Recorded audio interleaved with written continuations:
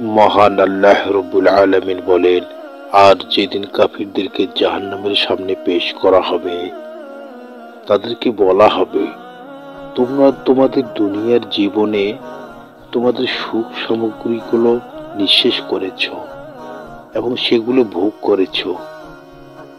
তোমরা যেহেতু অন্যায়ভাবে জমিনে অহংকার করতে এবং তোমরা যেহেতু নাফরমানি করতে, সেহেতু তার প্রতিফল স্বরূপ আজ তোমাদেরকে অপমানজনক আযাব প্রদান করা হবে।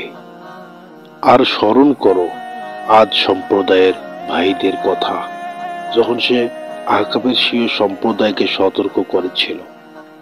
আর এমন সতর্ককারীরা তার পূর্বে এবং তার পরেও গত হয়েছে যে, তোমরা আল্লাহ ছাড়া কারো ইবাদত করো না, নিশ্চয়ই আমি তোমাদের উপর এক ভয়াবহ দিনের আযাবের আশঙ্কা করছি।